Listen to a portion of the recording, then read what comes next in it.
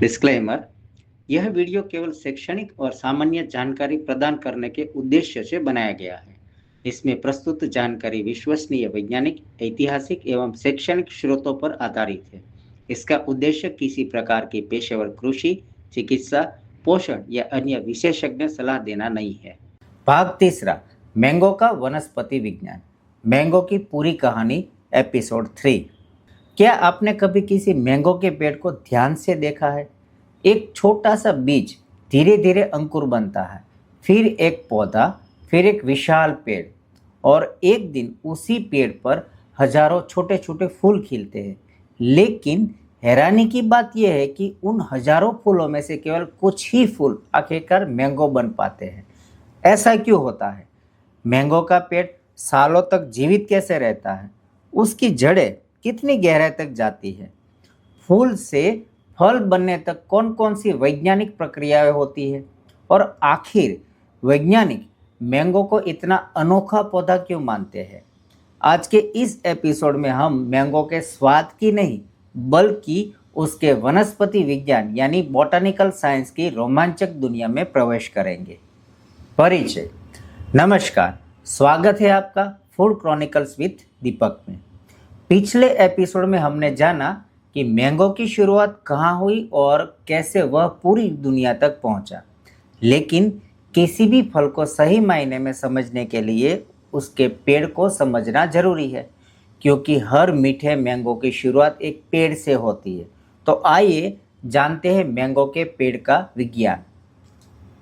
Mango का वैज्ञानिक परिचय। मैंगो का वैज्ञानिक नाम है मैग्नीफेरा इंडिका। यह एनाकार्डियासी परिवार का सदस्य है। इसी परिवार में काजू और पिस्ता जैसे पौधे भी शामिल हैं। मैंगो एक सदाबहार यानी कि एवरग्रीन वृक्ष है। इसका मतलब है कि यह वर्ष भर पूरी तरह पत्तों से खाली नहीं होता, बल्कि मौसम के अनुसार नई और पुरानी पत्तियां बदलती रहती है। अनुकूल परिस्थितियों में एक स्वस्थ मैंगो का पेड़ कई दशकों तक जीवित रह सकता है, और कुछ पेड़ तो 100 वर्ष या उससे भी अधिक समय तक फल देते हुए देखे गए हैं। मैंगो के पेड़ की संरचना। मैंगो का पेड़ मजबूत और घने आकार का होता है। इसके मुख्य भाग है जड़ें, तना, शाखाएं, पत्तियां, फूल, फल और बीज। इन सभी भागों का अपना अपना महत्वपूर्ण कार्य होता है। यदि इनमें से किसी एक भाग का विकास प्रभावित हो जाए तो पूरे पेड़ की वृद्धि और फल उत्पादन पर असर पड़ सकता है। जड़ें, पेड़ की अदृश्य ताकत। हम पेड़ का केवल ऊपरी हिस्सा देखते हैं, लेकिन उसकी असली ताकत जमीन के अंदर छिपी होती है। मैंगो के पेड़ की एक मुख्य जड़ होती है जिसे टैप रूट कहा जाता है। यह जड़ मिट्टी की गहराई तक जाकर पानी और पोषक तत्वों को खोजती है। इसके साथ कई छोटी छोटी पार्श्व जड़ें चारों ओर फैलती है। ये जड़ें पानी को अवशोषित करती है, मिट्टी से खनिज प्राप्त करती है और पूरे पेड़ को मजबूती से थामे रखती है। इसी कारण परिपक्व मैंगो के पेड़ तेज हवा और आंधी का भी सामना कर सकते हैं। तना और शाखाएं। मैंगो का तना केवल पेड़ को खड़ा रखने का काम नहीं करता।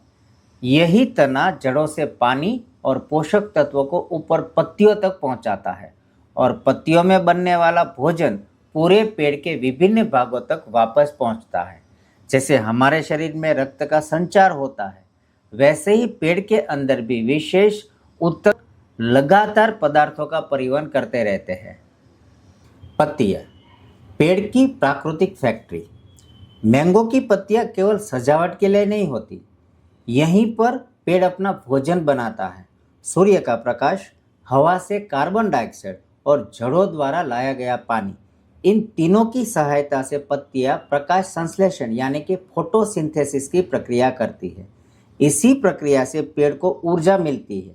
यही ऊर्जा आगे चलकर नए पत्ते, नई शाखाएं, फूल और अंततः फल बनने में उपयोगी होती है। यदि पत्तियां स्वस्थ नहीं होगी तो फूलों की गुणवत्ता भी प्रभावित हो सकती है। फूल। हर फूल फल क्यों नहीं बनता? यह मैंगो के विज्ञान का सबसे रोचक हिस्सा है। जब मैंगो का मौसम आता है तो एक पेड़ पर हजारों छोटे छोटे फूल खिलते हैं। पहली नज़र में लगता है कि अब हजारों मैंगो लगेंगे, लेकिन वास्तविकता बिल्कुल अलग होती है। इन हजारों फूलों में से अधिकांश फल नहीं बनते। ऐसा कई कारणों से होता है। कुछ फूल केवल नर होते हैं, कुछ में सफल परागण नहीं हो पाता, कुछ प्राकृतिक रूप से झड़ जाते हैं, कुछ मौसम की मार झेल नहीं पाते और कुछ छोटे फल बनने के बाद भी गिर जाते हैं। आखिर में केवल बहुत कम फूल स्वस्थ मैंगो में बदल पाते हैं। यही कारण है कि फूलों की संख्या और फलों की संख्या में बहुत बड़ा अंतर होता है। परागण की भूमिका। फूल से फल बनने के लिए परागण आवश्यक होता है। इस प्रक्रिया में मधुमक्खियाँ, मक्खियाँ और अन्य छोटे कीट महत्वपूर्ण भूमिका निभाते हैं। जब वे एक फूल से दूसरे फूल तक जाते हैं तो परागकणों का स्थानांतरण होता है। यदि परागण सफल होता है तभी फल बनने की प्रक्रिया आगे बढ़ती है। यही कारण है कि वैज्ञानिक जैव विविधता और परागण करने वाले कीटों के संरक्षण पर विशेष जोर देते हैं।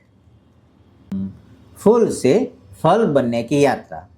सफल परागण के बाद फूल का एक छोटा सा भाग धीरे धीरे विकसित होने लगता है। समय के साथ वह आकार में बढ़ता है, बीज विकसित होता है, गूदा बनने लगता है, छिलका मोटा होता है और धीरे धीरे एक छोटा सा हरा फल तैयार हो जाता है। इसके बाद कई सप्ताह या महीनों तक फल लगातार विकसित होता रहता है। अंत में पकने की प्रक्रिया शुरू होती है, जिसमें स्वाद, रंग, सुगंध और मिठास विकसित होती है। बीज, एक नई शुरुआत। जब हम मैंगो खाते हैं तो अक्सर उसका बीज फेंक देते हैं, लेकिन प्रकृति के लिए वही बीज एक नए जीवन की शुरुआत है। उचित परिस्थितियां मिलने पर यही बीज अंकुरित होकर नया पौधा बन सकता है।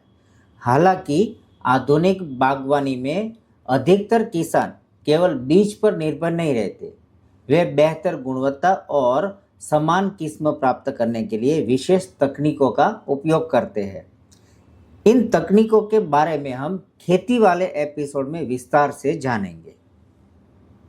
क्या हर मैंगो का पेड़ एक जैसा होता है?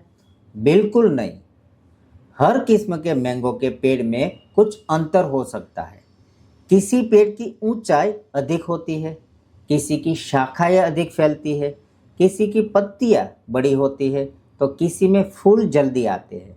यही विविधता आगे चलकर अलग अलग किस्मों के मैंगो को जन्म देती है। इस एपिसोड में हमने क्या सीखा? आज हमने जाना मैंगो का वैज्ञानिक नाम मैग्नीफेरा इंडिका है। यह एनाकार्डियासी परिवार का सदस्य है। यह एक सदाबहार वृक्ष है। इसकी जड़ें, तना, पत्तियां, फूल, फल और बीज मिलकर पूरे जीवन के चक्र को पूरा करते हैं। पत्तियां प्रकाश संश्लेषण द्वारा भोजन बनाती हैं। हजारों फूलों में केवल कुछ ही फल बन पाते हैं। परागण में कीटों की महत्वपूर्ण भूमिका होती है। प्रत्येक मैंगो का पेड़ अपनी संरचना और विशेषताओं में थोड़ा अलग हो सकता है। समापन। जब अगली बार आप किसी मैंगो के पेड़ को देखें तो केवल उसकी छाया या उसके फलों को मत देखिए। उसके अंदर प्रकृति की करोड़ों वर्षों में विकसित हुई अद्भुत जैविक प्रणाली काम कर रही होती है। एक ऐसा विज्ञान जो हर साल लाखों मीठे फलों को जन्म देता है। लेकिन एक सवाल अभी भी बाकी है, इतना अद्भुत पेड़ उगाया कैसे जाता है? एक किसान सही पौधा कैसे चुनता है? बाग कैसे तैयार होता है? सिंचाई, खाद, देखभाल और फसल तक की पूरी यात्रा कैसे होती है? इन्हीं सभी सवालों का जवाब मिलेंगे अगले एपिसोड में, भाग 4, मैंगो की खेती कैसे की जाती है। धन्यवाद। अगर आपको यह एपिसोड पसंद आया हो तो इसे अपने परिवार और दोस्तों के साथ जरूर शेयर करें और फूड क्रॉनिकल्स विद दीपक को सब्सक्राइब करना ना भूलें।